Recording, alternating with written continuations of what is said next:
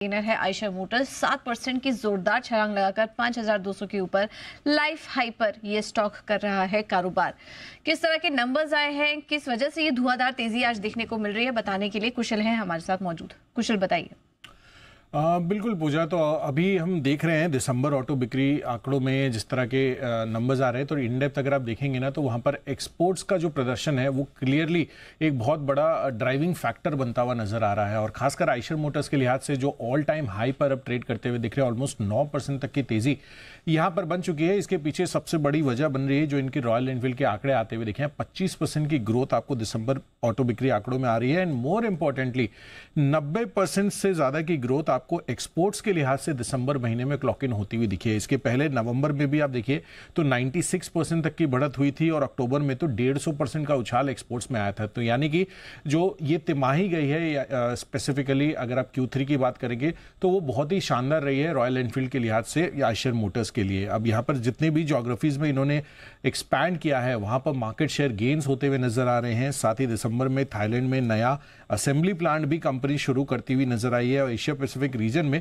Company का विस्तार भी लगातार होता हुआ दिख रहा है। तो डोमेस्टिक मार्केट की बजाय जो इंटरनेशनल मार्केट्स है उसको कंपनी क्लियरली केटर करती हुई दिख रही है और इसी वजह से आयशर मोटर्स में आप देखिए इतनी शानदार तेजी बनती हुई दिखी है। एंड VECV जो इनका दूसरा सेगमेंट है उन्होंने भी अनुमान से बेहतर साइड पर इस बारी नतीजे वो देते हुए नजर आए हैं। नई प्रोडक्ट इंट्रोडक्शंस भी हो रहे हैं और प्रीमियम प्रोडक्ट्स का तो ऑफ कोर्स कंपनी को लगातार बेनिफिट मिलता हुआ नजर आया है। तो बेहतरीन कंपाउंडर हमेशा से रहा है कंपनी एंड इस बारी भी जितनी भी कॉम्पिटिशन्स की खबरें चल रही थी पिछले 6-8 महीनों से साल भर से उसको निगेट करते हुए इंटरनेशनल मार्केट में जो इन्होंने एक्सपेंशन किया है और जो प्रोडक्ट एक्सेप्टेबिलिटी आई है उसका रिफ्लेक्शन आपको इनकी बिक्री आंकड़ों में आ रहा है और वही चीज आपको इनके स्टॉक प्राइस में भी रिफ्लेक्ट हो रही है। रिकॉर्ड हाई पर आयशर मोटर्स का ये है शेयर और गजब का एक्शन बनता हुआ दिख रहा है आयशर मोटर्स में। बहुत ही ऑल टाइम हाई पे आ गया है। All time high. सोचो जहाँ ऑटो इंडेक्स की हालत खराब है ये तो अलग ही 9%।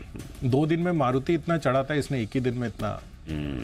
ये तो बुलेट की रफ्तार से ना, एकदम बुलेट की रफ्तार है। एनफील्ड, रॉयल एनफील्ड, नाम भी क्या है, रॉयल एनफील्ड, मतलब गजब हुआ है आज ही, मतलब शान की सवारी है एकदम। चलिए, तो आयशर मोटर्स ये है वो स्टॉक जबरदस्त एक्शन में। एक बार जरा इसके चार्ट्स पर श्रीकांत जी देंगे राय। श्रीकांत जी, अब नए लेवल्स क्या रखे जाएं जब stock already life time high पर है?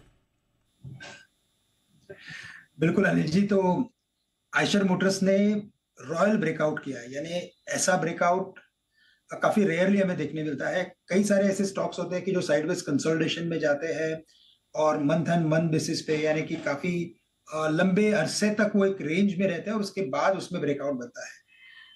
ये पर्टिकुलर स्टॉक में भी ऐसा ही हुआ है और अगेन अगर हम लोग देखें तो ये टॉप 50 में स्टॉक आता है। तो ऐसे ब्रेकआउट में तो मैंने देखा है कि मोस्ट ऑफ द टाइम काफी बड़ा पार्टिसिपेशन आता है और बड़ी तेजी भी हमें देखने मिलती है। तो बेस्ड ऑन फॉर्मेशन तो मुझे लगता है कि 5500 का फर्स्ट टारगेट है। उन लेवल्स पे थोड़ा एक हमें रिट्रेस, थोड़ा सा रेजिस्टेंस देखने मिलेगा। बट जैसे ये स्टॉक ने कम से कम 6-7 महीने का टाइम निकाला था इसी पर्टिकुलर रेंज में, तो मुझे लगता है कि ये ब्रेकआउट इसे 6000 के पार भी लेके जा सकता है।